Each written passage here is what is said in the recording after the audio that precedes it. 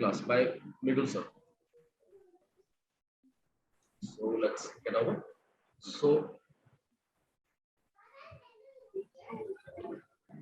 So today's agenda basically is introduction to this session. Then we'll introduce the faculties who are inducted in Lucent, and we will see how to approach the exam and about the materials basically.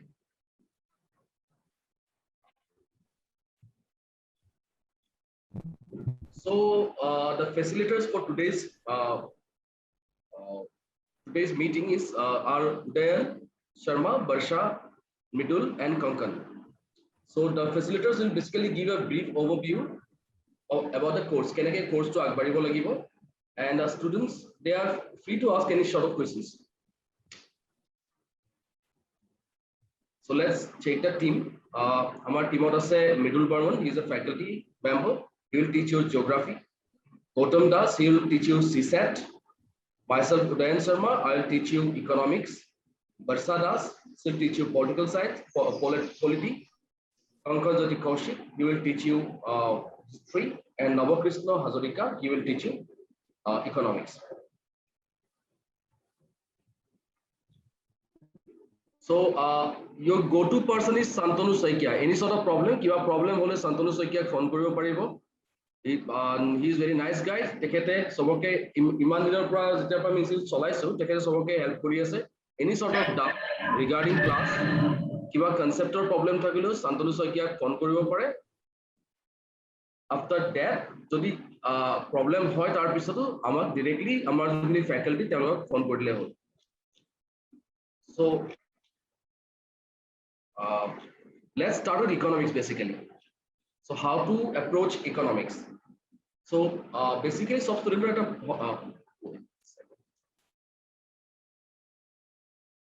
Midul, are you there? Yes, yes. Before studying economics, to me start koriba niki? Geography. To me, na moi geography lastot korilom. To me start kori. Okay, okay.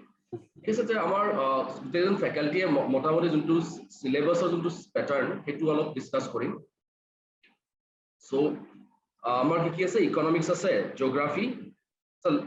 timetable to asle Midul.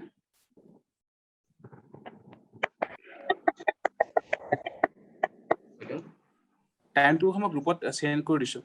Okay, okay, ঠিক আছে. So sobe timetable hon sage paisa noy. Everyone? Yes, sir. Yes, sir. Yes, yes, sir. Yes, sir. So timetable khonor hisabot amar class bilak ebar strictly kora ho because amar to time kom ase. So initially geography par start hobo and weekend to samoy thakibo Saturday Sunday tat ami extra classes ulom aru tate ami CSAT পঢ়াম mainly CSAT thakibo aru beleg beleg junkhini class aru ami bhabu je dorkari hobo ekini class rakha hobo. So starting with economics. So basically economy juntu amar portion hobo duta portion thake eta hol static portion eta hol dynamic portion. Static portion kini basically conceptual junkhini part of this is the static portion. A dynamic portion basically junkhini amar regular basis junkhini news ahe paper ba say aji kiba ta inflate bostur dam barise bostur dam komise that is your dynamic portion. So static portion or to syllabus as without understanding the static portion. So first we have to understand the concepts. Then we have to connect the concepts with the current events. Last to we going mock MCQs going.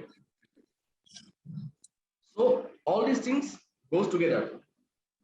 So static portion I mean putting economic growth, inflation. Next about planned economic development. Economic growth, inflation. This is a macroeconomics topic.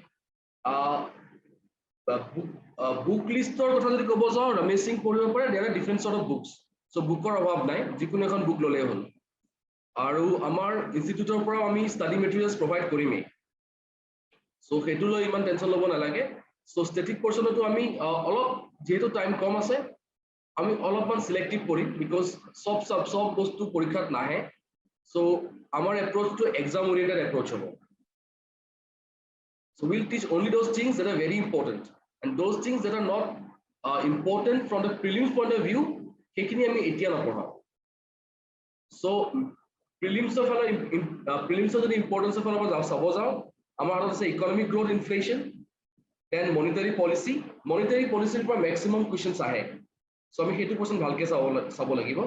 Planned economic development boli kole amar planning commission niti ayogor kotha kobo paru. So tar pora agote বহুত kini questions ahise jodiu planning commission উঠাই দিয়া হৈছে, still planning commission পৰা questions আহি আছে। So আমি planning commission আৰু planned economic development চাব লাগিব। Sorry, planning commission আৰু নীতি আয়োগ চাব লাগিব। Next, public finance, basically taxation part to public finance ৰ ভিতৰত পৰিব। ইয়াৰ পৰা বহুত খিনি questions আহে। Public finance বুলি ক'লে আৰু এটা বস্তু আমাৰ মনত পৰিব, এইটো হ'ল budget। So budget আমি দুটা budget পঢ়িম, এটা হ'ল Indian budget আৰু এটা হ'ল Assam budget। So next থাকিলে আমাৰ financial markets, যোনখিনি stock, securities, derivatives, এইখিনি normal কিছুমান বস্তু চালে হ'ল, ইমান deep নাহে। Agriculture পাৰ্টতো আমি current affairs based অলপ বেছিকে চাম। Static portion দুই এটা চাম। Industry infrastructure again ইয়াৰ পৰা বিশেষ principles নাহে, mainly current affairs আহি আছে, like তোমাৰ কিবা hydrocarbon কিবা project থাকিব পাৰে, pipeline or কিবা থাকিব পাৰে। So this current events খিনি দৰকাৰ হ'ব। External sector basically balance of payment বা currency related to concept হেখিনি external sector থাকিব। So basically the static portion will form the base of the preparation. Our preparation base to go static portion. Without understanding the static portion আমি current affairs খিনি বুজি নাপাম। So current events of the problem to hold, there are so many materials or students often get confused kuntu poribo lagibo kuntu poribo nalage. So you don't have to worry. Lucentor team ami compilation bonaisu, the targeted kisman compilation bonwa hoise. Let me share the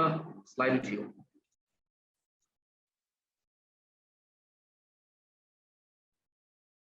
I some slide kon. Hello. Yes, sir. So budget jetia Assam economy into part poribo, Assam economy most important part of budget. Budget of amar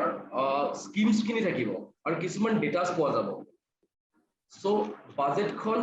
Lucentor falar pora ami banai thoi disu. So apnaloke jonkhon main budget poribo nalage because time kom ase aru main budget khonor bahut khini bostu odorkari hoy. So jonkhini main portion jonkhini exam oriented hoy আমি সেইখিনি touch কৰিম, like schemes থাকিব, let me track down, আন্তঃধাসা মুকুতাৰ উন্নয়নী মালা এনেকুৱা টাইপৰ যিখিনি schemes আছে আমি গোটেইখিনি স্কিম ইয়াত কভাৰ কৰিম। তাৰোপৰি বাজেটৰ যিহেতু ইম্পৰ্টেন্স বহুত বেছি আসাম বাজেটৰ, সো আমি বাজেট ৰিলেটেড এটা এমসিকিউ বনাইছো। সো ইয়াতে গোটেইখিনি এমসিকিউজ আছে। আই থিংক এইখিনি কৰিলে আসাম ইকনমিৰ পাৰ্টটো আপোনালোকে আৰামসে কৰিব পাৰিব, কোনো ইস্যু নহয়। তাৰোপৰি আমাৰ যোনটো আছে আসাম ইনফ্ৰাষ্ট্ৰাকচাৰৰ নোটছ বনোৱা আছে, আসাম এগ্ৰিকালচাৰৰ বনোৱা আছে। সো আসাম ৰিলেটেড ইকনমিৰ কাৰণে আপোনালোকে বেলেগকে একো পঢ়িব নালাগে। In fact not only Assam economy, geography হওক, হিষ্ট্ৰী হওক, আমাৰ বহুত কনসলিডেটেড মেটেৰিয়েলছ বনাই থোৱা আছে। সো বেলেগ আপোনালোকে মেটেৰিয়েলছ নাচালেও হৈ যাব। থাকিলে আৰু এটা বস্তু যোনটো ইম্পৰ্টেণ্ট হয়,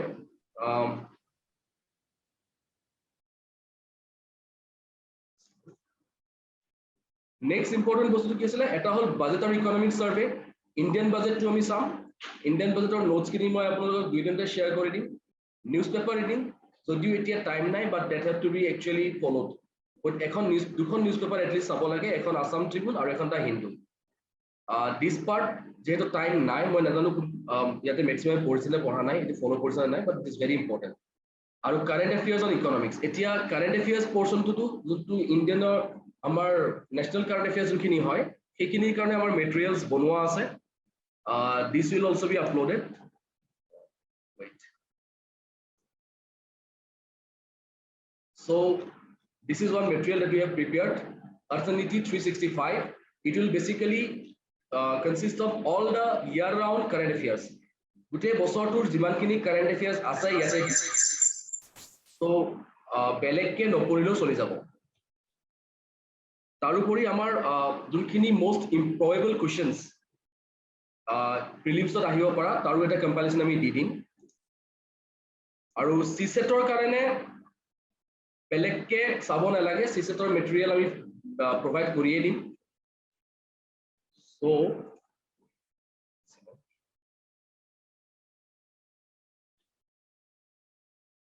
সো মোৰ স্ক্ৰীনখন শ্বেয়াৰ হৈ আছে নে Yes, sir. Yes, sir. Okay, so this is basically the economics part, how we are going to approach economics. So economics on আমি প্ৰথমতে initially start কৰিম যোনখিনি concepts দি so যোনখিনি main concept আমি main concept খিনি চাম and I expect everyone to actually যেতিয়া class start হয় class গোটেই সবে যাতে regularly class to attend কৰে and don't think that recorded version খিনি থাকিলে বহুতখিনি সুবিধা হ'ব yes recorded version is very important কিন্তু লাইভ ক্লাছত থাকিলে তোমাৰ আপোনালোকে কোৱেশ্চন সুধিব পাৰিব ৰেগুলাৰলি মেইনটেইন কৰিব again আৰু এটা বস্তু মই দেখাব খুজিছিলো ওকে সো আসাম বাজেট থাকিলে আসাম গভৰ্ণমেণ্ট স্কিমছ থাকিব সেইখিনি আমি দি দিম আপোনালোকক yes যোনখিনি মই অলপ আগতে কৈ আছিলো পাংচুৱেলিটি ইজ দ্য কি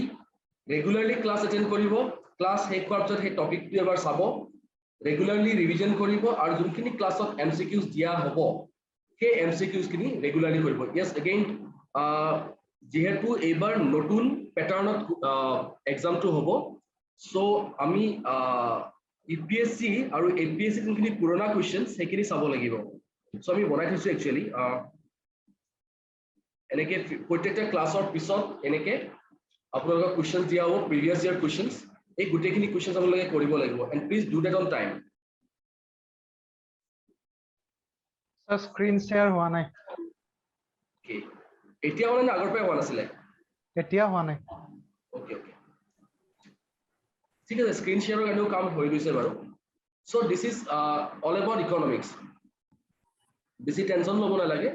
আমি গোটেইখিনি বস্তু কৰাই দিম আৰু কাৰোবাৰ যদি ডাউট আছে you can call any of the tutors any time যদি তেওঁলোকে ফ্ৰী থাকে ডেফিনেটলি এটেণ্ড কৰিব ঠিক আছে Midul Okay, coming in. Barsha আছা Oh, Udanda. Yes. মিডুল তুমি ষ্টাৰ্ট কৰিবা নে বৰ্ষা তুমি ষ্টাৰ্ট কৰি দিয়া নহ'লে Okay.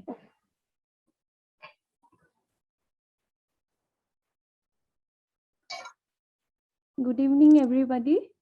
My name is Barsha Das. মই আপোনালোকৰ polity পঢ়াম polity অকল static part খিনি নহয় included Assam polity আৰু everything related to the subject সেইখিনি portion চাম so before I start I want to say few things এতিয়া যেহেতু আমাৰ তাত time কম আছে I would suggest ki আপোনালোকে পুৰা schedule মতে class attend কৰিব যেনেকৈ উদয়ন sir কৈছে আৰু তাৰ পিছত secondly আপোনালোকে self study কৰি থাকিব নিজে নিজে so that যেতিয়া আমি MCQs বোৰ দিও আপোনালোকে solve কৰিব পাৰে accuracy টো correct হৈ থাকে so that in the real exam আপোনালোকৰ accuracy টো maintain হৈ থাকে the point of practicing MCQs is that accuracy to maintain হৈ থাকা সেইকাৰণে previous year questions হক বা আমি যিখিনি বনাই দিয়া questions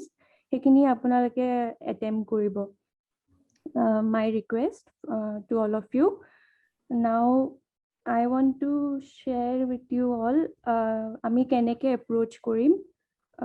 time কম আছে so maximum utilization হ'ব লাগিব আৰু আমাৰ যেন help হয় এটো ভাবি পেলাই we've designed the course 1 minute I will share is it visible বৰ্ষা সাউন্ডটো অলপ কম হৈ আছে নেকি oh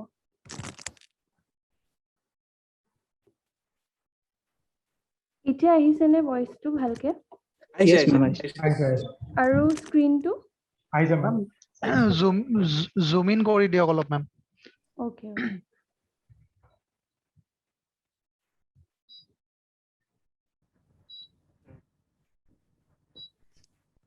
sorry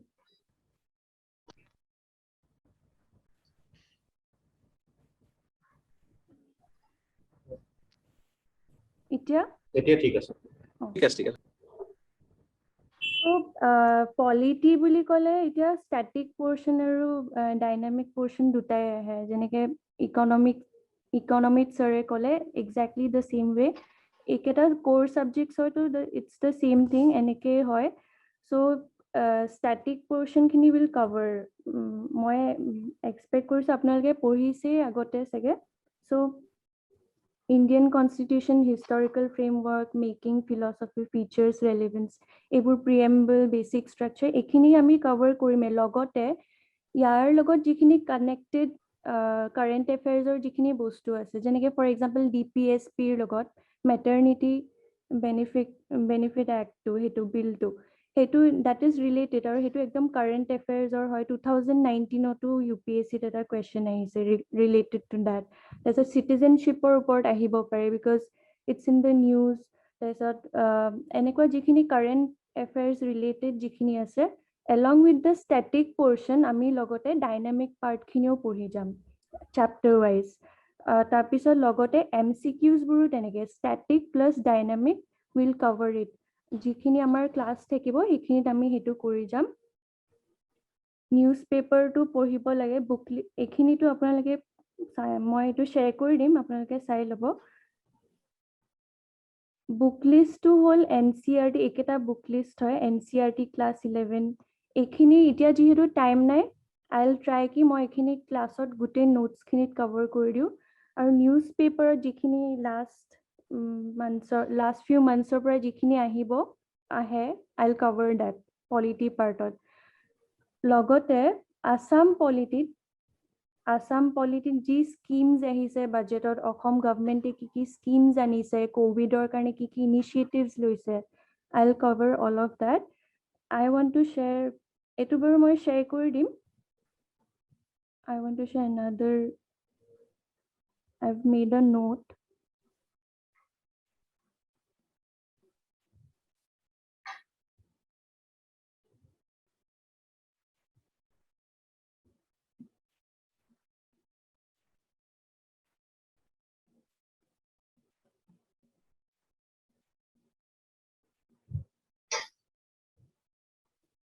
Is it visible? Yes, ma'am. Yes, ma'am.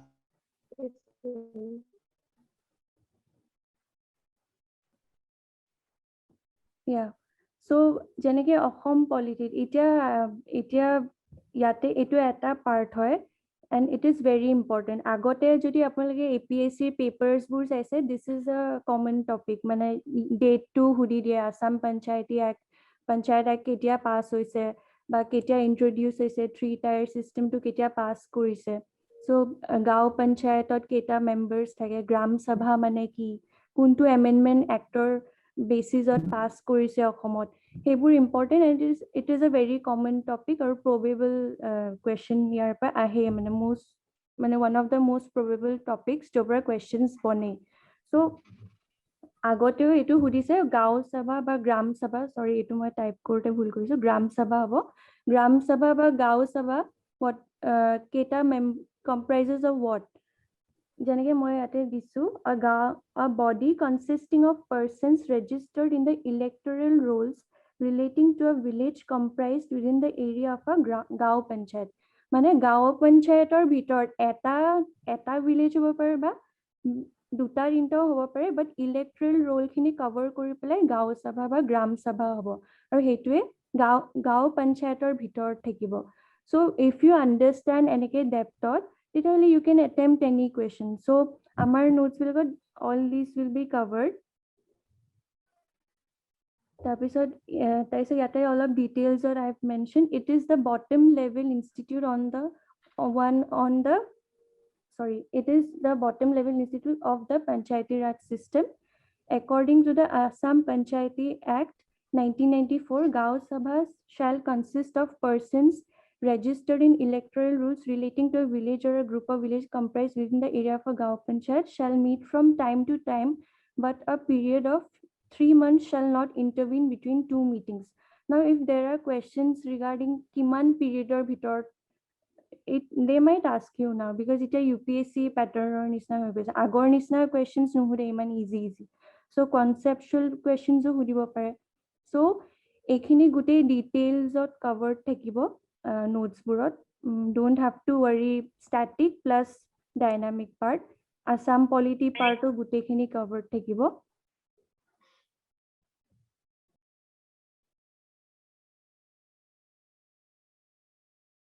like this এনেকে note in every topic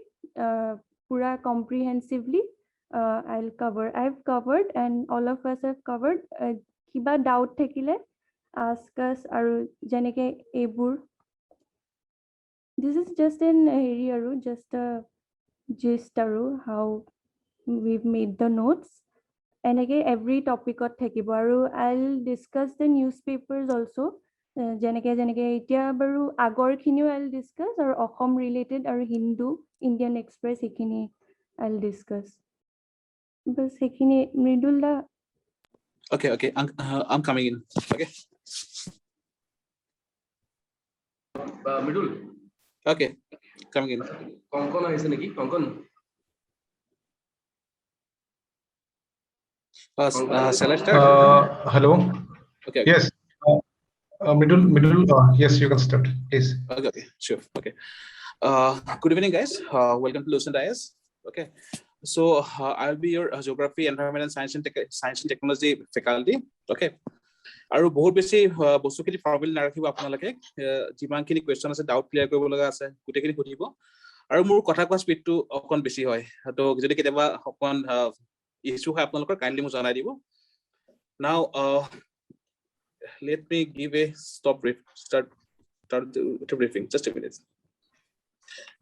screen সবে দেখা পাই আছে Yes, sir. okay so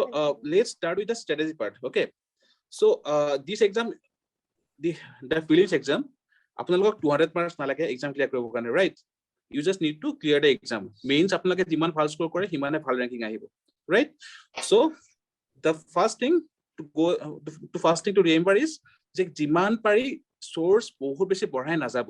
minimum source ৰাখিব okay basic books you should always read NCERT books হক এখিনি always read বা লক্ষ্মীকান্ত হক সদায় পঢ়িব লাগে okay but always remember one thing যে targeted approach টা ৰাখিব now what do you mean by the targeted approach the first thing let's say Indian polity okay this is the breakup of 2016 prelims exam APSC prelims examination okay we have just analyzed the question okay so first thing was 2016 prelims shot 16 ta আহিছিল লক্ষ্মীকান্তৰ পৰা sorry polity part পৰা 37 ta আহিছিল history পৰা that is a huge number history 11 question was from economy geography is 10 question but it is from the old syllabus still we can get a cue from this pattern right now dikhini question hudisile if you go through the breakup the polity ki hudisile then history ki hudisile মন কৰিব যে পলিটিৰ first যেটো chapter আছে যে historical act যিখিনি আছে তাৰ পৰা generally last every time minimum 2 question সুধিছে ইউপিএসসি হক এপিএসসি হক right similarly parliament chapter question each and every time whether it is UPSC prelims or APSC prelims every time question আহিছে okay the targeted approach is that see UPSC prelims ত যিকোনো topper হক rank 1 rank 2 top 100 top 50 screen সবে দেখা পাই আছে Yes, sir. okay Yes, sir. so yes so 40 question okay generally 40 plus minus question সবে 100% জানে okay that means 80 marks আপোনালোকে first 100% জানিব লাগিব okay hey 80 marks is very important generally কি হয় prelims যেটা আমি prelims exam যেটা attempt করা হয় তিনটা রাউন্ডত করা হয় first round 1 ত কি হয় যিবোৰ আপোনালোকে 100% জানে answer those questions only let's say আপোনালোকে 40 টা জানে তো তাৰ পৰা আপোনালোকৰ 80 marks আহিলে round 2 what is round 2 let's say আপোনালোকে দুটা অপচন এলিমিনেট কৰিছে a b c d চাৰিটা অপচন থাকে দুটা এলিমিনেট হৈছে so either a or b কোনবা এটা answer হ'ব those are we tell them as 50-50 তো 50-50 বোৰ এটেম্প কৰিব লগা হৈ যায় কাৰণ আপোনাৰ অকমান ৰিস্ক ল'ব লগা হ'বই জেনাৰেলি 50-50 পৰা 20 মাৰ্কস এটা আহি যায় কাৰণ আপোনালোকে ঘৰত যদি মক দিব এতিয়া লুচেন্টাৰ মক হক যদি আপোনালোকৰ বেলেগ আগৰ পেপাৰবোৰ আছে মন কৰিব হদাই যে 50-50 বোৰ ইন জেনাৰেল হদাই পজিটিভ স্কোৰ দিয়ে Then third round is for those things আপোনালোকৰ লাগি থাকে যে there must be some gut feeling say এই question to answer to ইটো হ'ব লাগে কবাত পঢ়িছো বাট মনত পৰা নাই তো তেনেকে at least আপোনালোকৰ prelims মই ইটো UPSC কথা কৈছো 10 marks এটা আহি যায় তো 110 is a safe score for UPSC prelims, right? 110 পালে generally prelims clear হৈ যায়. Only in the year 2016 prelims cutoff was higher than that was 116. That year question বহুত বেছি current affairs পৰা আছিলে আৰু banking or question বহুত আছিলে. That's why the marks had gone up. So first round is 80 marks, second round 20 marks, third round is 10 marks. Now what should be the strategy? The targeted approach means এই যেটো 80টা question আছে, sorry 40টা question আছে, kindly mute কৰি লব, feedback আহি আছে. So যি 40টা question আছে যিকেইটা আমি 100% জানো, এইকেইটা আমি ক'ৰ পৰা ওলাম? That is the targeted approach. Let's say polity কৈছো যে historical actor পৰা দুটা question আহিব, that means 4 marks. Parliamentar পৰা দুটা question আহিব. Center state relation and emergency part তাৰ পৰা minimum 2 question generally আহে, 1 or 2 question. Okay, এটা আহিব পাৰে হেতু আঠৰ পৰা তো এনেকে যদি কয় যে পলিটি আপোনালোকে 6টা কোৱেশ্চন প্লাস ইয়াত পঞ্চায়ত ৰাজ এড কৰি দিয়ক, মিনিমাম 6টা কোৱেশ্চন আপোনালোকৰ পলিটিৰ পৰা আহিব. Similarly if you go to the economy section 12টা কোৱেশ্চন থাকে, তাৰ 6টা জেনেৰেলি এনসিআৰটি পৰা আহে, আৰু যিকেইটা 6টা এনসিআৰটি পৰা আহে যদি আপোনালোকে এনালাইজ কৰে এতিয়াৰ পৰা সদায় মন কৰিব যে যিবোৰ বেংকিং ষ্ট্ৰাকচাৰ আছে, যে বেংকিংৰ যিবোৰ কোৱেশ্চন যেনেকে আপোনাৰ bank rate, repo rate related, যে ইন্টাৰেষ্টৰ লগত ৰিলেচন কি হয়, তেনেকুৱা ধৰণৰ কোৱেশ্চনবোৰৰ কাৰণে সদায় at least এটা question NCERT পৰা আহিব. Similarly balance of payment, then government budgeting. তো যদি আপোনালোকে targeted approach ৰাখে তাহলে ইকোনমিৰ পৰা আপোনালোকে কমসে কম 4টা question আপোনালোকে গম পাব যে এইকেইটাৰ পৰা question বেছিকৈ আহে আৰু we should focus on this part. Similarly geography যদি আপোনালোকে analyze কৰে সদায় মন কৰিব যে climatology পাৰ্টৰ পৰা question maximum থাকে every year, in fact last year also jet stream or question আহিছিলে every year. তো climatology part of পৰা আপোনালোকৰ দুটা question targeted approach পৰা আহি যাব. Similarly for the history part, history main part 4টা, এটা হল ancient, medieval, modern and last to hall culture part. তো ancient part যদি আপোনালোকে question বোৰ analyze কৰিছে হয়তো already যে বুদ্ধিজম জৈনিজমৰ question সদায় থাকে every paper, not a single miss, আপোনালোকে চাব পাৰে চেক কৰি every year আহে, that means বুদ্ধিজম জৈনিজম আপোনালোকে ভালকে পঢ়ি যাবই লাগিব. Similarly either Gupta বা Maurya পৰা question থাকে. Then medieval part অকন ডাইসি হয়, জেনাৰেলি অকন টাফ কোৱেশ্চন medieval পাৰ্টৰ পৰা আহে তো, আৰু medieval পাৰ্টটো বহুত বেছি ডাঙৰ হয় তো তাৰ পৰা actually ROI, that means return of investment বহুত বেছি ভাল নহয়. Then come the modern part. If you analyze the previous question, যিটো freedom struggle part আছে starting from 1905 up to 1947, তাৰ পৰা previously every year question বেছিকৈ আহিছিলে up to 2017. Recently যদি আপোনালোকে মন কৰে যে যদি স্পেকট্ৰামখন আপোনালোকে ফলো কৰিছে, স্পেকট্ৰামৰ 1947 ৰ পিছত কলোনিয়েল কিছুমান যেনেকে administrative reform, military reform, press, education etcetera যিকেইটা চেপ্টাৰ আছে তাৰ পৰা কুৱেশ্যন বেছিকৈ আহি আছে, including the tribal and peasant movement part. Okay, so' history তেনেকে যে আপোনাৰ টাৰ্গেট কৰে 6টা কুৱেশ্যন আপোনালোকৰ ওলাই যাব. সিমিলাৰলি এনভাইৰনমেণ্ট কৈছো, এনভাইৰনমেণ্ট মই পঢ়াম. এনভাইৰনমেণ্টৰ কি হয় যিখিনি basic part, again what is ecotone, okay, what is a biome, কোনটো বায়'মত কি থাকে, তাৰ পৰা জেনেৰেলি কুৱেশ্যন এটা বা দুটা থাকিবই কনচেপ্ট পাৰ্টৰ পৰা, বাকি মেক্সিমাম কি ইণ্টাৰনেশ্যনেল অৰ্গেনাইজেশ্যন বা কাৰেণ্ট এফেয়াৰ্ছৰ পৰা আহে. So what I mean by targeted approach is আপোনালোকে নিজৰ strategy নিজে বনাই ল'ব, আপোনালোকৰ strength ক'ত হয়. যদি polity strength হয়, these 6 question 12 নম্বৰ আনিবই লাগিব. It is not only for APSC, it is for UPSC also. UPSC target approach এনেকৈ কৰা হয়, ঠিক আছে. So this is the basic about the prelims examination.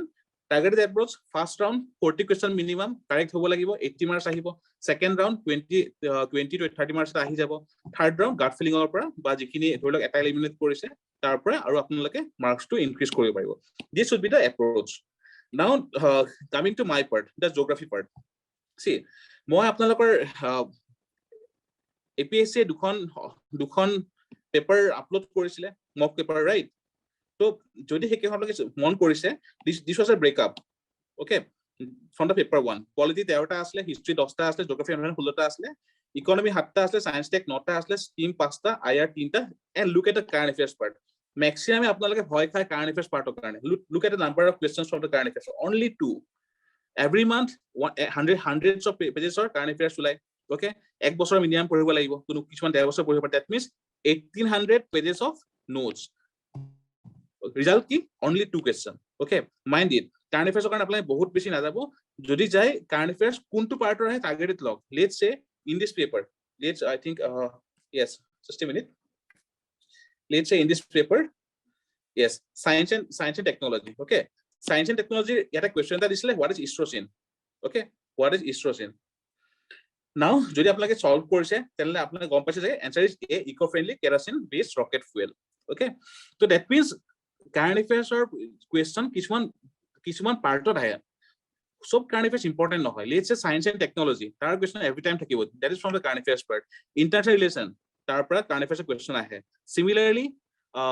health part disease part zika virus ho covid-19 ho তাৰ পৰা question আহিব পাৰে in the second paper also বহুত basic question current affairs পৰা আহা নাই maximum আপোনালোকৰ যিখিনি basic part হয়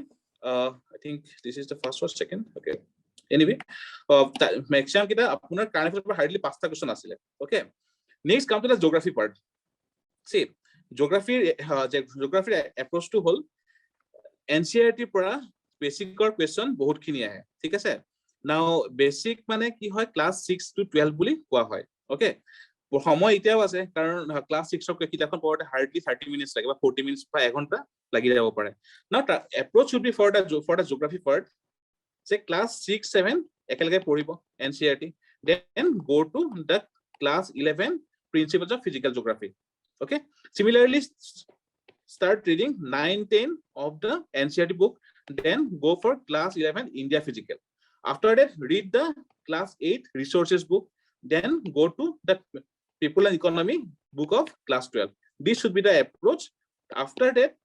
go for the Gochel Young বা GC Leong or book tare last 8টা chapter বহুত important হয় ঠিক আছে so this is the book list for geography sorry এখিনি part ever repeat কৰিব sir okay see what I was telling you was যে NCERT পঢ়া কিছুমান pattern থাকে okay like for geography class 6 and 7 পঢ়িব একেলগে then class 11 or principles of physical geography okay then class 9 or 10 then class 11 or India physical okay then class 8 or এখন কিতাপ আছে NCERT resources then go to class 12 people and economy okay and if you যদি আপোনাক already পঢ়িছে কিতাপখন তেনেহলে গম পাব যে class 9 ৰ কিতাপখনত আছে what is club of Rome not related to geography but এটা বক্সত লিখা আছে what is club of Rome and this question was asked in UPSC opinion 2016 ঠিক আছে similarly Brundtland commission of 1987 I think in the same book or class 10 or geography hot ase this question was asked in UPSC prelims okay so geography jibur boxes thake class up to class 10 or beshi important hekhini pra question regular pick kore boxor pra thik ase aru etu hol pattern to aru GC Leong or kihor karone korlu because world climate or karone NCERT akol eta chapter ase okay aru hetu enough nohoy but hekhini okon factual hoy jay okon conceptual ase tar bhitor তো হেতু কাৰণে GC Leong or last 8টা chapter পঢ়িব লগা হৈ যায় so this is the briefing about the what books to read okay book list then আমি কেনেকৈ পঢ়িম so today the first chapter or first topic we will discuss is geographical theories main theory তিনিটা লাগে okay the first is the continental drift theory second is the sea floor spreading and third is the plate tectonics right তাৰ ভিতৰত sea floor spreading বুজিবৰ কাৰণে convectional current theory টো পঢ়িব লগা হৈ যায় what should be মানে আমাৰ approach টো মই বুজাই দিছো this is the continental drift theory we will study today this is a note board কিছুমানে প্ৰিন্ট কৰিব কিছুমানে ডিজিটাল কৰিব এখিনি আপোনালোকে নিজৰ নোট লিখিব পাৰে similarly convectional current theory okay then the plate tectonics এখিনি হল static part right যিখিনি class 6 7 আৰু class 11 or principles of physical geography ভালকে explain কৰা আছে okay then what happened current affairs or part 2 কি হয় let's say Zealandia বহুত আটলে পঢ়ি আছে current affairs right Zealandia was in news কি হোৱাৰ কাৰণে recently আপোনাৰ Zealandia আপোনাৰ discover হৈছিল okay so Zealandia should this question may come in the prelims examination what is Zealandia or location of Zealandia similarly seabed project 2030 why important because Zealandia the discovery ক্ষেত্ৰত the bathymetric map was provided by seabed 2030 project so similarly general bathymetric chart of oceans these are current affairs for the static part Similarly, the sustainable development goal, why needed? Because the CBA 2030 project, it was aligned with Sustainable Development Goal 14. যেতিয়া আমি SDG পঢ়িম তাৰ লগত আমি পঢ়িব লাগিব যে SDG লগত ৰিলেটেড ইনিচিয়েটিভ কি কি আছে সেইখিনি আমি একেলগে পঢ়ি যাম UNEP earth summit Kyoto protocol Brundtland commission Ramsar convention world heritage convention তো the list go on. Then SDG কি হয় সেইকেইটা পিলিত খুদিব পাৰে যে number 3 SDG number 3 goal 3 কি হয় quality of education নে আপোনাৰ no poverty খুদিব পাৰে তো সেইকাৰণে আমি গম পাব লাগিব যে যিকেইটা গোল হয় নাম্বাৰৰ লগত গোল কেইটা কি হয় আমি জানিব লাগিব then when we read SDG current এফেয়াৰ্ছত আহিছিলে মে মাহত বা জুন মাহত SDG ইণ্ডিয়া ইনডেক্স কেতিয়া আৰম্ভ কৰিছিলে গম পাব লাগিব 2018 ত আৰম্ভ কৰিছিলে 19 ৰ সেকেন্ড আৰু এইবাৰ এইটো third edition so this is how you integrate current affairs with the static part. Okay, then Malpelo plate was in news কিহৰ কাৰণে recently discover হৈছে last year I think in the month of October 2020 October resurrection plate was in news again it was recently discovered. Okay,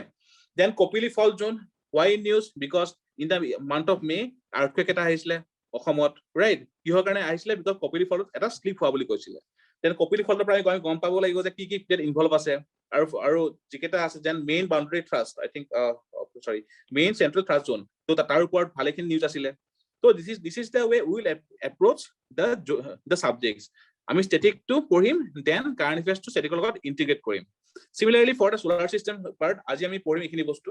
ইয়াতো again the static part then we will integrate these are the keeper belt কি হয় ইয়াৰ লগত যিখিনি নতুন চলি আছে নাসাৰ হক ইসৰোৰ হক যিবোৰ নতুন মিশন চলি আছে সেইখিনি আমি ইয়াতে আমি ইন্টিগ্ৰেট কৰিম নেক্সট কাম টু দা মই আপোনালোকৰ মই UPSC তে মেইনছ লিখিছিলো মোৰ although I am N engineer মোৰ অপচন আছিল literature of Assamese language okay তো অসমীয়াৰ যি লিটাৰেচাৰ পাৰ্ট আছে সেইখিনি মই লম so let's say the evolution of Assamese language গম পাব লাগে যে অসমীয়া ভাষাৰ অৰিজিন কি হয় মাগধী অপভ্ৰংশ সেই পাৰ্টটো আমি ইয়াতে ডিসকাস কৰিম দেন বিভিন্ন যুগ আদি যুগ মধ্য যুগ বৰ্তমান যুগ কি হয় আৰু সেইকেইটা যুগৰ ডিফাৰেন্ট বুকস বিলাক কি আছে ঠিক আছে হেমচন্দ্ৰ গোস্বামী প্ৰথম আছিলে যোনে অসমীয়া ভাষাৰ যুগ বিভাগ কৰিছিলে ওকে তেখেতৰ আছে গীতি যুগ মন্ত্ৰ ভনিতা যুগ প্ৰাগ বৈষ্ণৱ যুগ বিস্তাৰ যুগ আৰু বৰ্তমান যুগ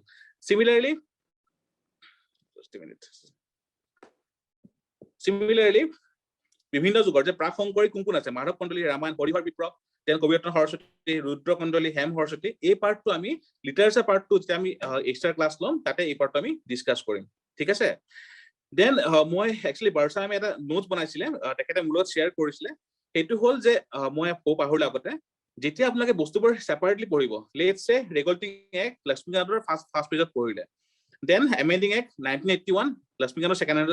পেপাৰ পঢ়িলে চাৰ্টাৰ এক্ট 1793 সাকে লক্ষ্মীকান্ত নতুনখন ইনক্লুড কৰিছে আগতে ইনক্লুড নাছিলে charter act 1813 C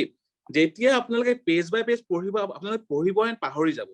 okay then how to remember by comparing the different facts okay or character তো যদি আপোনালোকে এটা পেজত এনেকৈ সব বস্তু থাকে সিঙ্গল পেজত not only for the historical acts যদি all constitutional bodies all other bodies all statutory bodies যদি আপোনালোকৰ এটা পেজত থাকে এনেকৈ তেনেহলে মনত থাকিব নহলে আপোনালোকে পাহৰি যাব similarly for the history part quit India then civil disobedience movement then আপোনাৰ নন কমাৰ্চিয়েল মুভমেন্ট কোনটো মুভমেন্ট কোনখন কংগ্ৰেছ কনফাৰেন্সত আপোনাৰ এলাউ কৰিছিলে লাইন বাই লাইন পঢ়ি গলে সেইটো পাহৰি যাব বাট এখন চাৰ্ট লৈ যদি পঢ়িব তেনেহলে বস্তু আপোনাৰ মনত থাকিব এই চাৰ্টবোৰ আমাৰ ইয়াৰ পৰা আপোনালোকৰ ডিফাৰেন্ট ফেকাল্টিবোৰে প্ৰভাইড কৰিব দেন কাম দা কালচাৰ পাৰ্ট পেইন্টিংৰ কালচাৰ পাৰ্টটো আপোনালোকৰ এগেইন মই ল'ম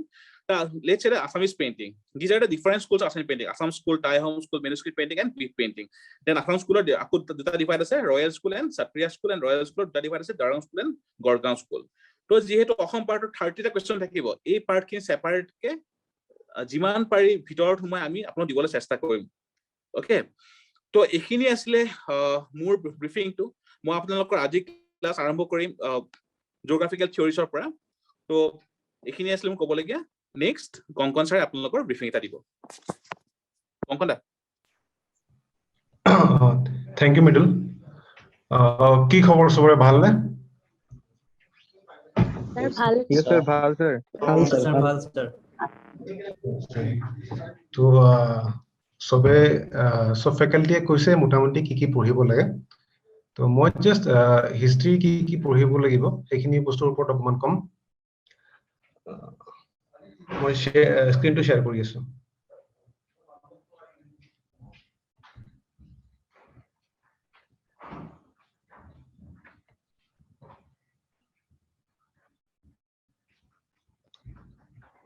মৃদুল স্যাৰ একটু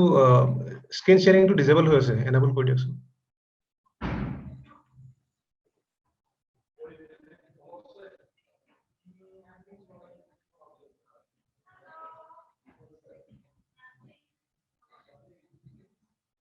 এতিয়া হৈছে নে এক মিনিট ইয়েস হৈছে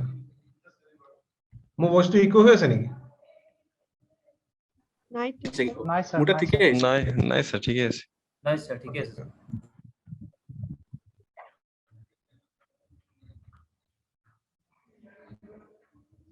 স্ক্রিন দেখি আছে না সবে Yes, sir.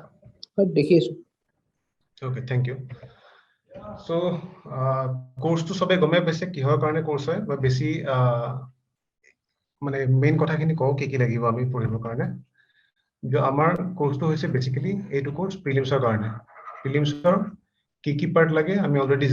ক'লে আগতে যে আমাৰ দুখন পেপাৰ থাকিব আমাৰ কি পঢ়িব লাগিব সব সাবজেক্টৰে তেওঁলোকে পলিটি জিওগ্ৰাফি ইকনমিক্স কি পঢ়িব লাগে কৈছে মই জাস্ট হিষ্ট্ৰীৰ ওপৰত কি পঢ়িব লাগিব থুলমুলকে কম আজি কাৰণ আজি বেছি কৈ লাভ নাই লাহে লাহে আমি যেটা কোৰ্সৰ ভিতৰত সোমাম I can see some old previous batch student কিছুমান আছে দেখা পাইছো তেওঁলোকে অলৰেডি জানে যিখিনি নতুনকে আহিছে তেওঁলোকৰ কাৰণে কম কথাখিনি এইটো আমাৰ সিলেবাস হয় প্ৰিলিমছৰ কাৰণে তাত হিষ্ট্ৰীৰ কাৰণে যদি চাবলৈ যাওঁ আমি আমাৰ অকল এটা পইণ্ট দিয়া আছে সেইটো হৈছে history of India and Indian national movement history of India বুলি কওঁতে তাত গোটেইখিনি সোমাই পৰে এনচিয়েণ্ট মেডিয়েবল আৰু ইণ্ডিয়ান নেশ্যনেল মুভমেণ্ট মেইনলি পৰে মডাৰ্ণ ইণ্ডিয়াৰ ভিতৰত তাৰ লগে লগে আমি আসাম পাৰ্টটো চাব লাগিব দ্যাট মিন্স আসাম হিষ্ট্ৰীও ইম্পৰ্টেণ্ট এইখন হৈছে সেকেন্ড পেপাৰখনৰ সিলেবাস যোনখন আমি সিসেট বুলি কওঁ সিসেটৰ কাৰণে আমাৰ ইয়াতে এভৰি উইকেণ্ডত ক্লাছ হ'ব ফেকাল্টি সকলে ক্লাছ ল'ব আপোনাৰ স্ক্ৰীনখন আহা নাই এক সেকেন্ড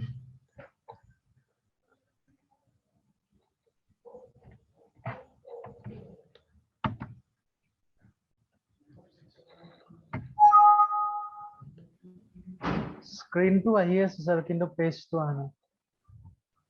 আহিছে মেবি লেগ আছে মোৰ ইয়াত ইন্টাৰনেটৰ স্পীড ইমান এটা ঠিক হৈ থকা নাই আজি ওকে লেগ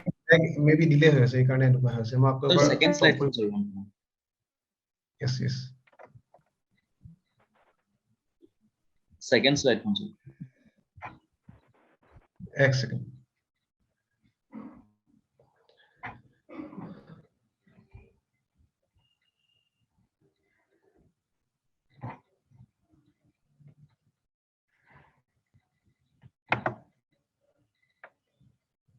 এতিয়া দেখি আছে নে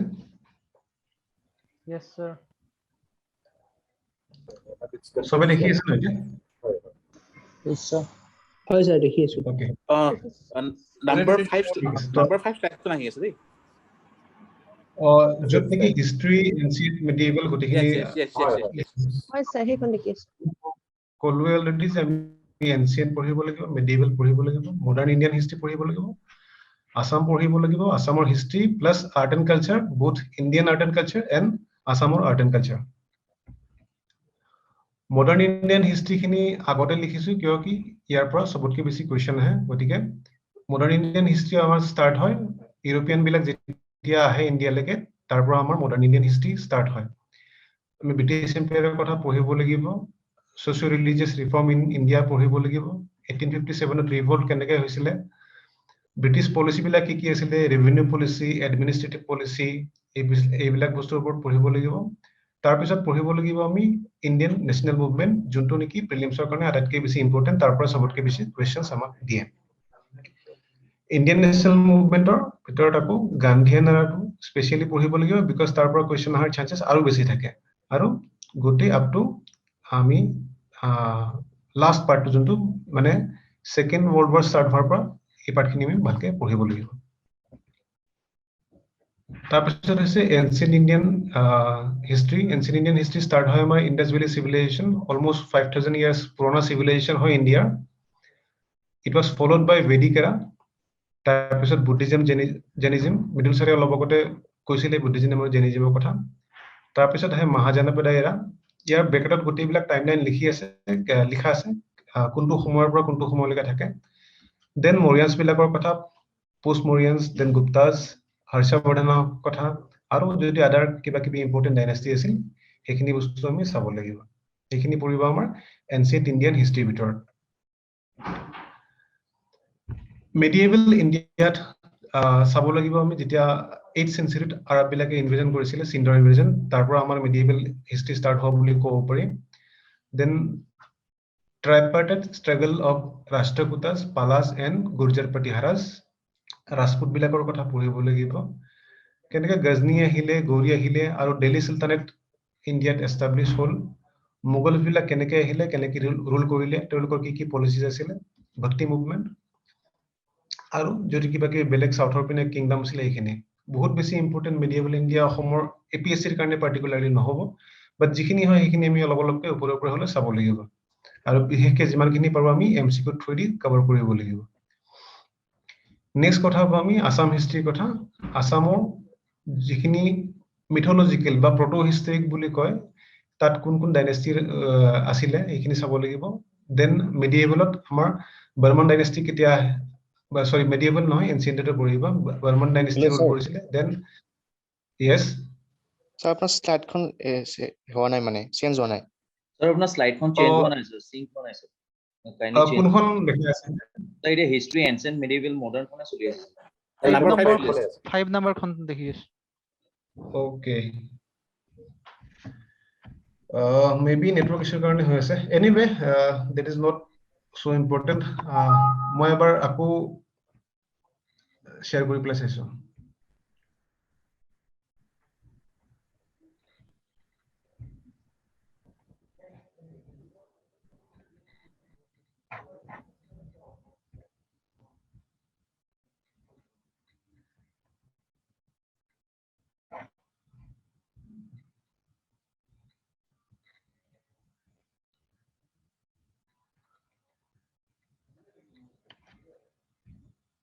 এতিয়া দেখি আছে নেকি আসাম হিষ্ট্ৰীখিনি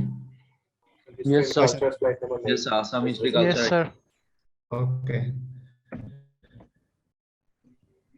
মই আসাম হিষ্ট্ৰীৰ কথা কৈছিলো যে প্ৰটো হিষ্ট্ৰিক বা মিথলজিকেল টাইমৰ পৰা আমি কামৰূপৰ হিষ্ট্ৰী চাব লাগিব কামৰূপ বা প্ৰাগজ্যোতিষপুৰ বুলি জনা গৈছিল আগতে then Varman dynasty was followed by Sarastamba dynasty then Pala dynasty তাৰপিছত ইছলামিক ইনভেজন হয় অসমত কেনেকৈ বক্তিয়াৰ খিলজীয়ে ইনভেড কৰিছিলে সেইখিনি সময়ত কোন ৰজা আছিল কামৰূপত পৃথু ৰজা আছিলে তো এই গোটেইখিনি পঢ়িব লাগিব মিডিয়েভেল যিখিনি আৰু বেলেগ বেলেগ ডাইনেষ্টি আছিল যেনেকৈ বাৰভূঞা চুতীয়া কছাৰী জয়ন্তীয়া এইবিলাক কোচ কিংডম পঢ়িব লাগিব নৰায়ণ আৰু চিলাৰায়ৰ কথা আহোমৰ কথা পঢ়িব লাগিব আহোমৰ ৰাইজ এণ্ড ফল তেওঁলোকৰ এডমিনিষ্ট্ৰেটিভ পলিচিজ তাৰপিছত কেনেকৈ মান আহিলে মানৰ পিছত ব্ৰিটিছ আহিলে ব্ৰিটিছে কেনেকৈ 1826 ইয়াণ্ডাবু ট্ৰিটিৰ পিছৰ পৰা 1947 লৈকে ৰুল কৰিলে তেওঁলোকৰ বিভিন্ন পলিচিবিলাক কি আছিলে ইণ্ডিয়ান নেশ্যনেল মুভমেণ্টত আসামৰ কন্ট্ৰিবিউশন কি আছিলে তাৰপিছত অসমৰ কালচাৰেল পাৰ্টত আহিব eminent person literature newspaper magazine এইবিলাক salient features of architecture and monuments যেনেকৈ ৰংঘৰ কোনে বনাইছিলে ৰংঘৰৰ কি ফিচাৰ্স আছে কাৰেংঘৰ কোনে বনাইছিলে এইবিলাক বস্তু then art painting and handicrafts for example অসমত যদি খুধে কোনখন ডিষ্ট্ৰিক্টত আমি হেৰি পাওঁ টেৰাকোটা আৰ্ট এণ্ড কালচাৰ আমি কোনখন ডিষ্ট্ৰিক্টত বেছিকৈ দেখা যায় সেইবিলাক কুৱেশ্যন আহিব পাৰে দেন অসমত বিভিন্ন ট্ৰাইবেলছ বিলাক আছে সেই ট্ৰাইবছ বিলাকৰ কি ফেষ্টিভেল আছে ফোক মিউজিক কি আছে ফোক ডান্স কি আছে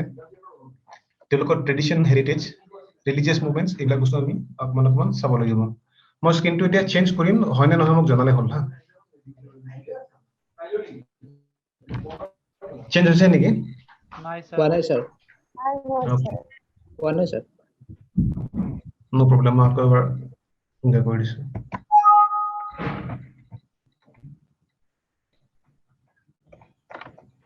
হৈছে yes sir হৈছে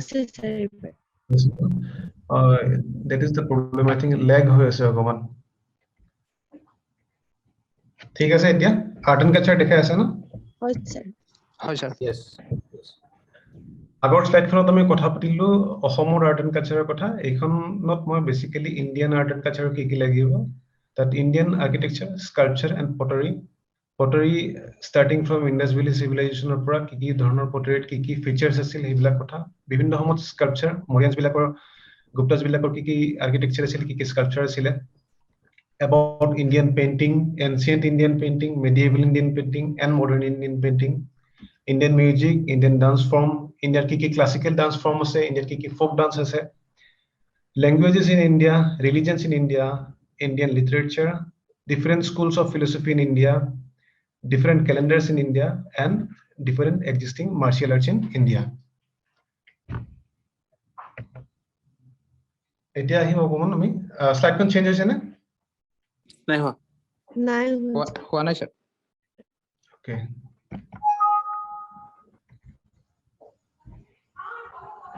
হৈছে sir ওকে দেন বুক লিষ্টৰ ভিতৰত আমি আমাৰ ওচৰত সময় কম আছে বাট আমি যিমান পাৰো আমাৰ ৰিসোৰ্সখিনি কমাই ৰাখিব লাগিব আৰু আমি ফোকাসড হৈ পেলাই with a particular strategy for prelims এইটো ষ্ট্ৰেটেজি লৈ পেলাই আমি পঢ়িব লাগিব তো তাৰ ভিতৰত যিখিনি বেসিক বুক লাগে সেইখিনি বুক আমি পঢ়িব লাগিব তাৰ ভিতৰত এখন ইম্পৰ্টেন্ট বুক হৈছে যে স্পেক্ট্ৰামৰ যোনখন ৰাজীৱ বাহিৰে লিখা বুকখন তাৰ বাহিৰে আমি অল্টাৰনেট সোৰ্স যদি লিখিব পাৰো তেতিয়া হলে মডাৰ্ন ইন্ডিয়ান হিষ্ট্ৰি কাৰণে আমি তামিলনাডু বোৰ্ডৰ ক্লাস 12 ৰ বুকখন পঢ়িব পাৰো বা এনসিইআৰটিৰ আমি অৰ্জুন দেৱৰ কিতাপখন পঢ়িব পাৰো এই দুখন কিতাপৰে পিডিএফ অনলাইনত এভেইলেবল আছে বা লাগিলে আমিও দি দিব পাৰিম দেন এনসিয়েন্ট ইন্ডিয়ান হিষ্ট্ৰি কাৰণে আৰ.এছ. শৰ্মাৰ বুক সবে পঢ়ে আমিও পঢ়িম বা আৰ.এছ. শৰ্মাৰ বুকখন যদি পঢ়িব নখোজো অল্টাৰনেট সোৰ্স হিচাপে আমি তামিলনাডু বোৰ্ডৰ ক্লাস 11 ৰ বুকখন পঢ়িব পাৰো এই দুখন বুকে খুব ইজি ল্যাঙ্গুৱেজত আছে আৰু খুব সোনকালে পঢ়ি শেষ কৰিব পাৰি গতিকে মই সবকে ৰেকমেন্ড কৰিম যে এটলিষ্ট পিডিএফ টো যাতে সবে নিজৰ লগত ৰাখে মিডিয়েবল ইন্ডিয়া হিষ্ট্ৰি কাৰণে আমি এগেইন সতীশ চন্দ্ৰ পঢ়িব পাৰো সবে পঢ়ে দেন অল্টাৰনেট সোৰ্স হিচাপে তামিলনাডু বোৰ্ডৰ ক্লাস 11 খনতে আমি এনসিয়েন্ট প্লাস মিডিয়েবল এই দুটা বস্তু আমি পাই যাম ইন্ডিয়ান আৰ্টৰ কাৰণে নিতিন সিংহানিও পঢ়ে কিছুমানে বাট নিতিন সিংহানিয়ে যদি পঢ়িবলৈ সময় বেছি লাগে তেতিয়া হলে আমি নিউ এনসিইআৰটিৰ ক্লাস 11 ৰ বুকখন আমি পঢ়িব পাৰো তাৰোপৰি অসমৰ হিষ্ট্ৰিৰ কাৰণে আমি ক্লাস 8 ৰ সোশিয়েল সায়েন্স ক্লাস 9 আৰু 10 ৰ হিষ্ট্ৰি আৰু এক্সেক মানে আসাম হায়াৰ সেকেন্ডাৰী এডুকেশন কাউন্সিলৰ যে দুখন বুক আছে স্বদেশ অধ্যয়ন ক্লাস 11 12 ৰ এইখিনি আমি পঢ়িম তাৰোপৰি আসামিয়াৰ বুকখনৰ ৰেডি ৰেফাৰেন্সৰ কাৰণে সবে লগত ৰাখিলে হ'ল ইয়াৰ উপৰি অসম হিষ্ট্ৰিৰ কাৰণে বহুতে এছএল বৰুৱা বুকখন পঢ়ে বাট এতিয়া যেহেতু আমি প্ৰিলিমছ স্পেসিফিক্যালি পঢ়ি আছো আৰু কিতাপখন অকমান ডাঙৰ হয় টাইম মেনেজ কৰিব পাৰিলে পঢ়িলে ঠিক আছে যদি টাইম মেনেজ কৰিব নোৱাৰে তেতিয়া হলে মই ইয়াত যিখিনি বুক লিষ্ট আছে সেইখিনি প্লাস আমাৰ ফালৰ পৰা যিখিনি নোটস দিয়া হ'ব সেই নোটসখিনি পঢ়িলে এনাফ হ'ব বুলি মই ভাবো লগত খালি আমি এমসিকিউ প্ৰেক্টিস কৰি যাব লাগিব এতিয়া এইখিনি হল আমি কি পঢ়িব লাগিব কেইটামান কথা মই কেইটামান পইণ্ট একচুয়ালি ক'ব খোজো কাৰণ সবৰে মনত অলপ হয়তো ভয় লাগি আছে যে সময় কম আছে আমি কেনেকৈ পঢ়িম যিসকলে অলপ আগৰ পৰা প্ৰিপাৰেচন ষ্টাৰ্ট কৰিছিলে তেওঁলোকৰ কাৰণে ওয়েল এণ্ড গুড যিসকলে আগতে ভালকে প্ৰিপাৰেচন কৰিব পৰা নাছিলে এতিয়া ষ্টাৰ্ট কৰিম বুলি ভাবিছে তেওঁলোকে কেনেকৈ ষ্ট্ৰেটেজি ল'ব মই তেওঁলোকক ক'ব খুজিছো যে ভয় কৰিব লগা একো নাই আৰু যদি ভয় অলপ লাগিছে দ্যাট ইজ নেচাৰেল যদি পৰীক্ষা এটা দিবৰ সময়ত আমাৰ ভয় নালাগে তেতিয়াহলে কি হল তাৰ মানে আমি সিৰিয়াস নহয় স্ক্ৰিন দেখি আছে না সবে Yes, sir sir. দেখি আছো দেখিছো কোনখন স্ক্ৰিন দেখি আছে book list 11. 11 okay book list দেখিছো স্যার ওকে এক মিনিট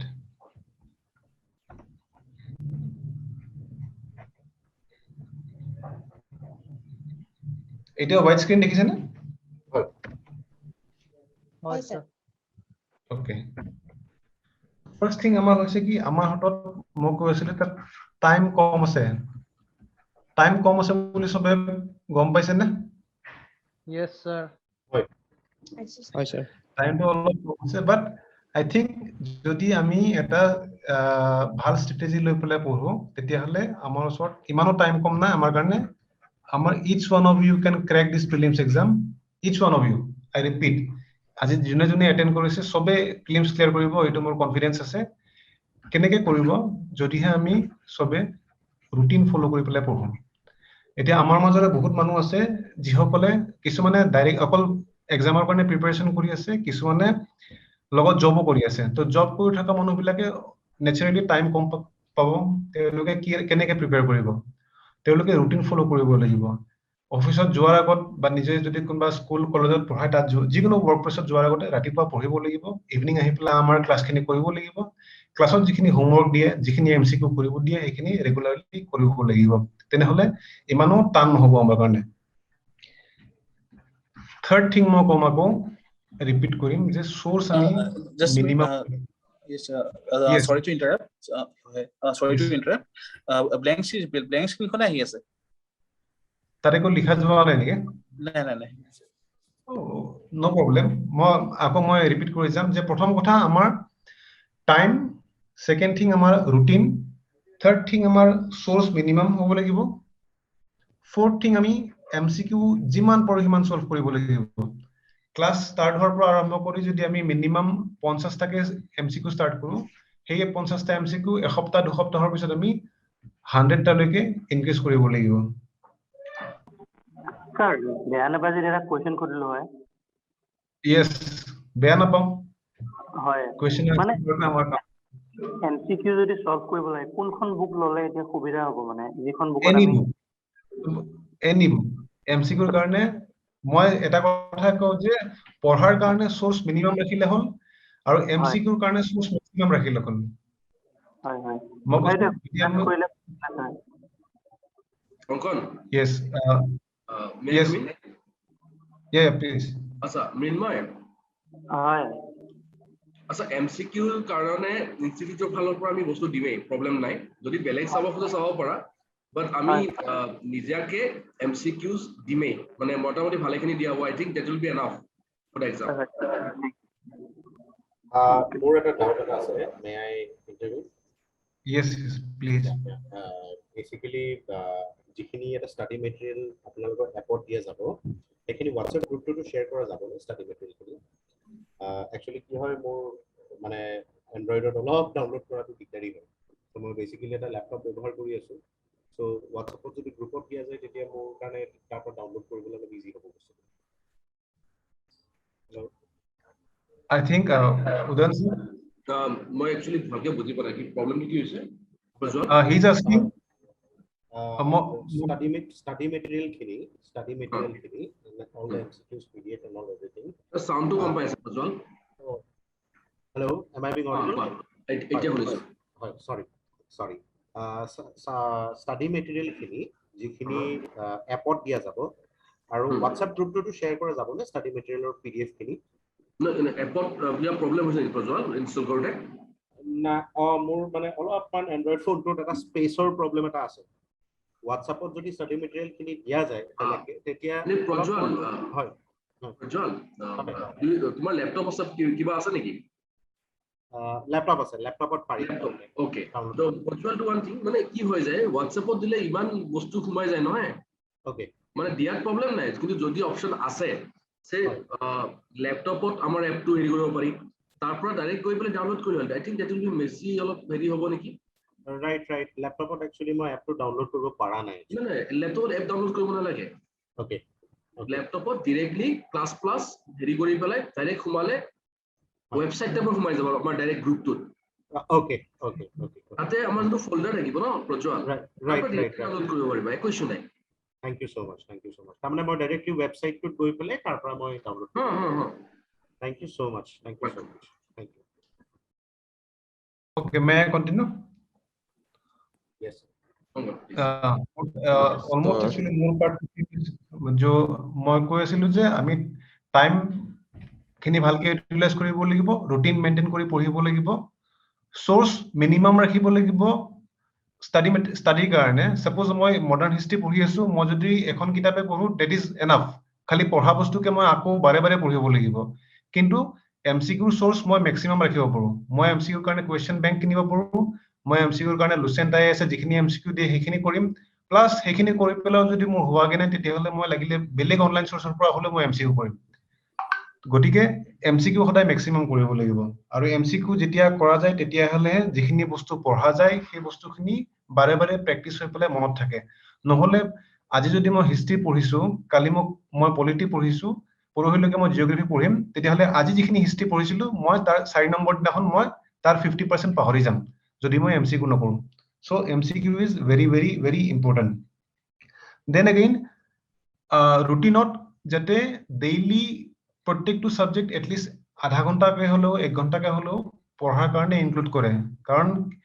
একদিনতে যদি মই গোটেইখিনি বস্তু পঢ়িব যাও কেতিয়াবা ফেটিক আহি যাব পাৰে সো বেলেগ বেলেগ বস্তু যদি পঢ়ো মই তেতিয়াহলে মোৰ ব্ৰেইনৰ এফিচিয়েন্সিটো ভাল থাকিব আৰু বস্তুখিনি ইন্টাৰেষ্টিং লাগিব আৰু গোটেই বস্তুখিনি মনত ৰখাত মোৰ কাৰণে সহায় হ'ব সো মোৰ ক'বলগীয়া এইখিনি আছিল over to Udayan sir thank you everyone for your patient hearing thank you Konkan sir I think Mridul sir just a minute Mridul I think we can start from where you left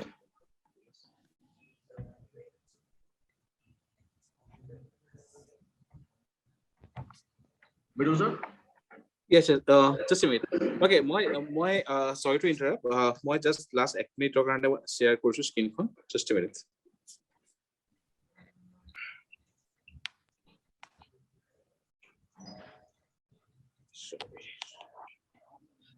সবে screen দেখা পাই আছে yes sir হয় পাই আছো অলপ পঢ়ো হৈছে মই ডাঙৰ কৰি দিছো okay no issue so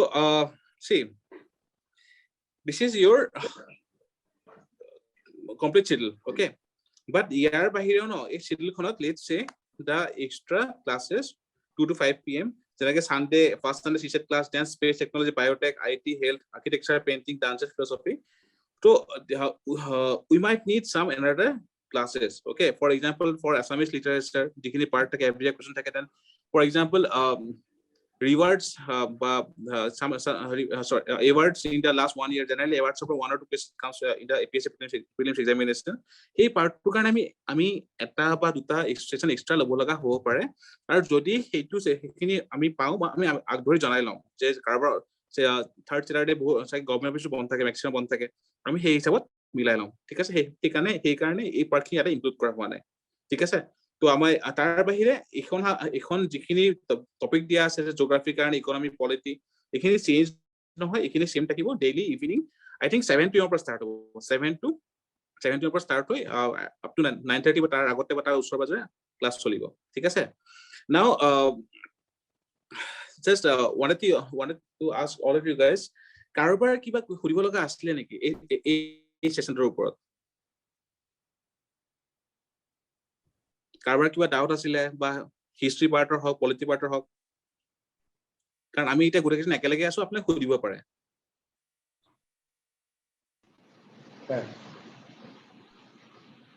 হয় কক স্যাৰ এতিয়া আপোনালোকে এই আৰ্ট এণ্ড কালচাৰ যেনেকৈ কনভেনশ্যনেল কৈছিলে ক্লাছ 11 ৰ এনচিইআৰটি ফলো কৰিছিলে sorry to interrupt আপোনাৰ ভয়েসটো মই বহুত নয়েজ আছে অকনমান হয় বুজিছেনে স্যাৰ হয় কওকচোন স্যাৰ কনভেনশ্যনে যেনেকৈ কৈছিলে আপোনাৰ আৰ্ট এণ্ড কালচাৰৰ কাৰণে ইণ্ডিয়ান আৰ্ট এণ্ড কালচাৰৰ কাৰণে ক্লাছ 11 ৰ এনচিইআৰটিখন ফলো কৰিবলৈ হয় এতিয়া স্যাৰ আপুনি মানে ছাৰ যোনটো মানে নোটছ প্ৰভাইড কৰা হ'ব আৰ্ট এণ্ড কালচাৰৰ কাৰণে হয় হয় সেইখিনি পঢ়িলে হ'বনে see issues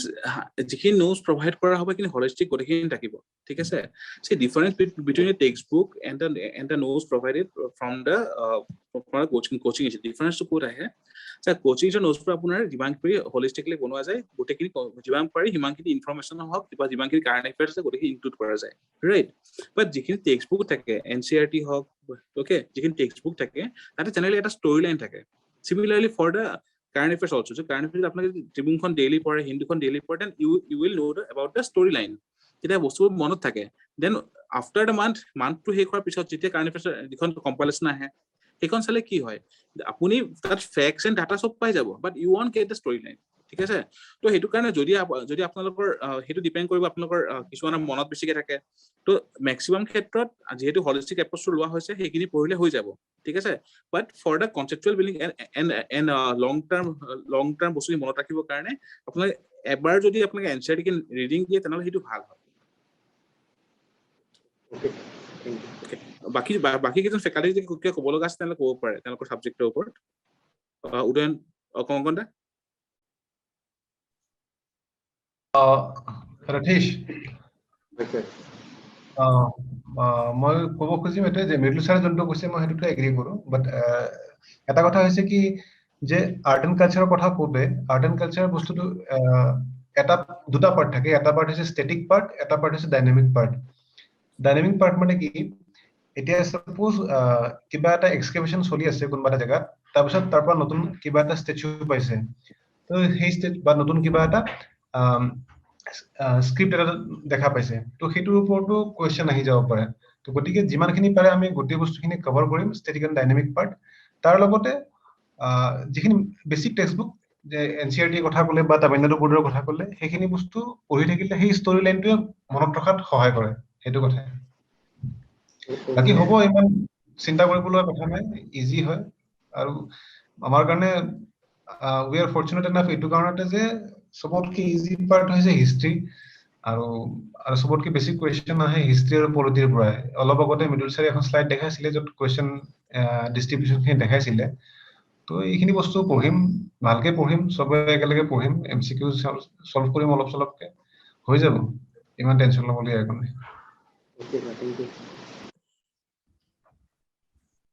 Okay, Udayan sir? মই কংকন ছাৰৰ কথাখিনি ক'ব খোজো যোনখিনি তেখেতে কৈছিলে যে মেইন আমাৰ এইম হ'ব কনচেপ্টখিনি অলপমান বুজি লৈ পেলাই look because it is a crash course আমি বহুত ডিপ যাব নোৱাৰো চ' আমাৰ মেইন যোনটো এইম হ'ব to do as much as MCQ as possible যিমান পাৰোঁ আমি MCQ কৰিম প্ৰিলিমছ ক্লিয়াৰ কৰা এইটোৱে বেষ্ট ফণ্ডা মানে মেইনছত আমি ডিপ যাব লাগিব প্ৰিলিমছত আমি ব্ৰড যাব লাগিব বেছি সো আমি MCQs কৰিব লাগিব যিমান ক্লাছত MCQ দিয়া হয় আৰু যদি সে মই দিয়া নাই বাই চান্স মই কথাটো কৈছো যে মই দিয়া নাই then you directly ask me sir MCQs খিনি কি হ'ল তোমালোকে ক'বা তেতিয়া MCQs যাব বাৰু ইন কেছ মই কথাটো কৈছো so we will do as much MCQ as possible যিমান আছে তারপরে যদি পারে এবার ইকোনমিক্সৰ কাৰণে বেসিক্যালি মই কম এবাৰ বাজেটখনে উপৰ পৰা চাই ল'ব বেসিক্যালি এটলিস্ট কি হয় মৃদুল ছাৰ মোৰ এইখিনি ক'ব লগা আছিলে মেইনলি Yes. Sir, previously আমি APSC question paper চালে দেখা পাওঁ যে আমি নৰ্থ ইষ্টৰো কিছুমান কুৱেশ্যন আহে যেনেকৈ আপোনাৰ আহিছিলে হৰ্ণবিল ফেষ্টিভেল ক'ত পাতা হয় এনেকুৱা টাইপ কুৱেশ্যনখিনি কভাৰ কৰা হ'ব নেকি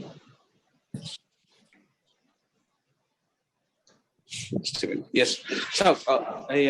Assam parter under হৰ্ণবিল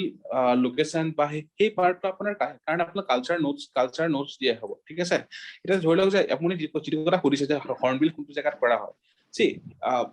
যদি তেনেকুৱা ফেকচুৱেল ডিটেইলছ আমি ক্লাছ ল'ব লগা তেতিয়া আমাৰ চাগে বহুত সময় লাগি যাব ঠিক আছে আমি নোটছ গোটেইখিনি প্ৰভাইড কৰি দিম যিখিনি আপোনাৰ ধৰি লওক আপোনাৰ যেনে ক'ল যে পেইণ্টিঙৰ থাকিব আপোনাৰ দেন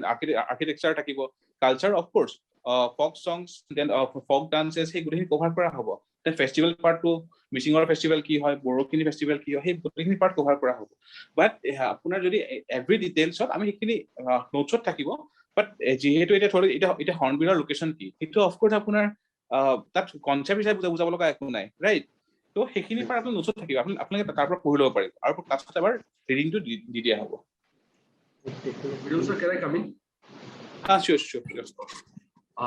মই এটা বস্তু ক'ব খুজিছিলো যে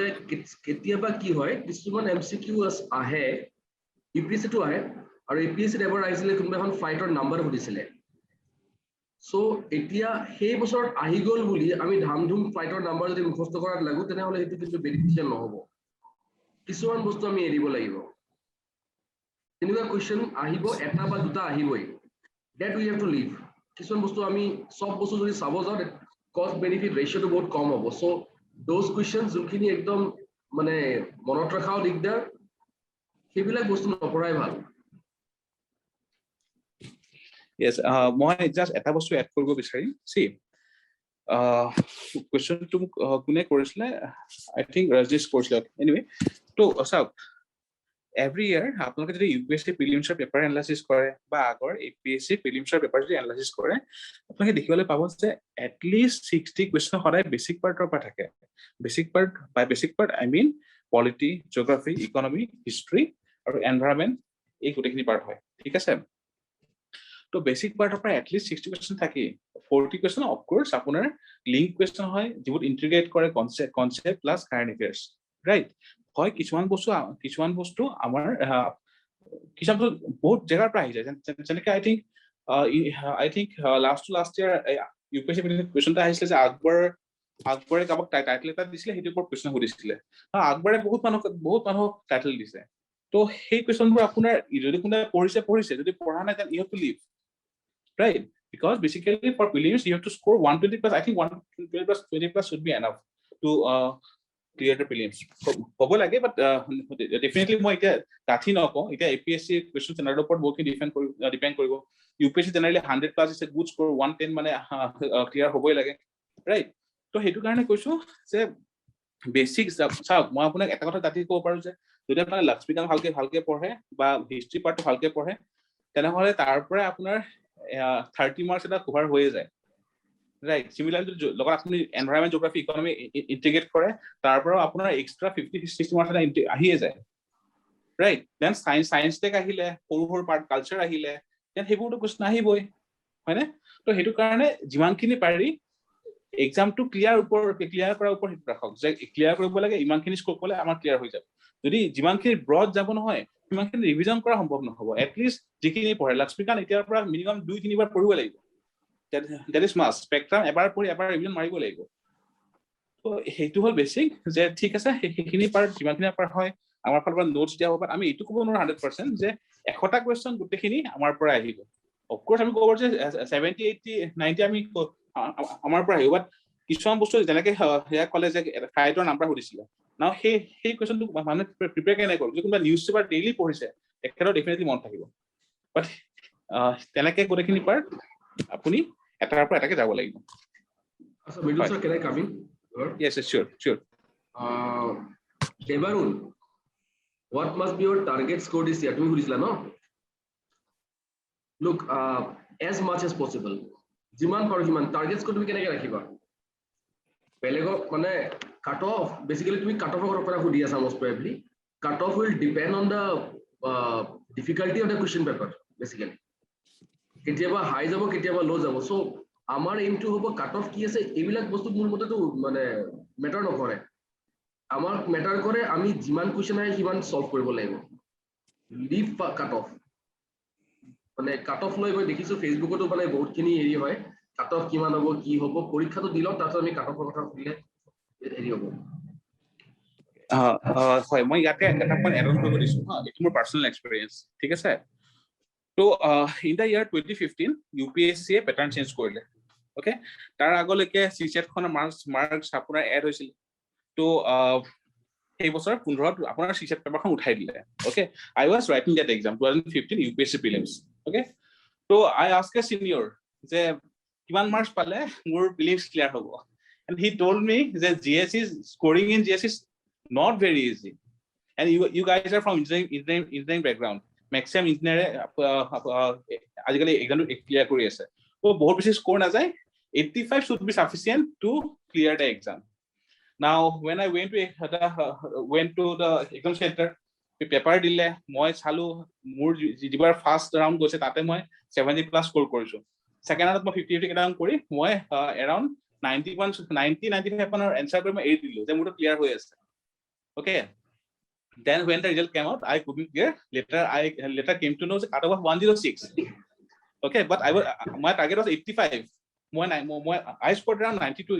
in that paper. So যেহেতু এবাৰ গম পালো যে 105 is the 105 or 106 was a cutoff. Next year my exam clear হৈ গল. Next year I think cutoff was 116. I scored much more than that. তো হেতু হয় যে যদি এতিয়াৰ পৰা আমি টাৰ্গেট কৰো যেহেতু এই বছৰ first time APSC negative marking two include কৰিছে হেতু কাৰণে অফ কোৰ্স কাট অফ আগৰ নিচিনা নাথাকে কাৰণ নেগেটিভ মাৰ্কিং পেপাৰত 50% ওপৰ স্কোৰ কৰাত বহুত টাফ হয় ইট ইজ নট ইজি তো ইন জেনাৰেল আপোনাক যদি সিনিয়ৰ পৰা খুদে যোনে ক্লিয়াৰ কৰিছে সবে ক'ব যে প্ৰিলিমছত জেনাৰেলি তেওঁলোকে অপচনেল স্কোৰ কৰে জিএছল ইমান হে নিদিছিলে এই বছৰ সেইখিনি চেঞ্জ হৈছে ৰাইট তো হেতু কাৰণে আমি ডেফিনেটলি ক'ব পাৰো নোৱাৰো যে 80 পালে 90 পালে 100 পালে 110 পালে ক্লিয়াৰ বাট হয় এক্সামৰ যেতিয়া আপোনালোকে সলভ কৰিব ন যদি আপোনালোকৰ লাগিছে যে ফাৰ্স্ট ৰাউণ্ডত আপোনালোকে 60 টা 100% এনসাৰ কৰি দিছে দ্যাট ইজ 120 আহি গল দেন অফ কোৰ্স যদি তাদান পেপাৰখন ইজি হয় তেনলে স্কোৰ অলপমান হায়াৰ এন্ডত থাকিব যদি দেখিছে যে আপোনালোকে একদম স্কোৰ কৰিব পাৰে না হাৰ্ডলি 20-30 টা পাৰিছে বাকি কৰিব পাৰে না that is paper is tough okay তেতিয়া অলপমান ভাবি চিন্তি এনসাৰ কৰিব লাগিব বাট ডেফিনেটলি কুডন্ট সে that 100 110 120 কাট অফ থাকিব বাট ষ্টিল যেহেতু নেগেটিভ মাৰ্কিংৰ পেপাৰ সেই কাৰণে মই নাভাবো যে আগৰ নিচিনা কংকন স্যাৰে কৈছে মাত্ৰ যে 65% কাট অফ আছিল আগতে APSC প্ৰিলিমছত but 65% in negative marking paper it is tough তাত ডেফিনেটলি বহুত তলত থাকিব হয় মোৰ এইখিনিয়ে ক'ব লগা আছিলে আৰু বাকি কেনে am I audible?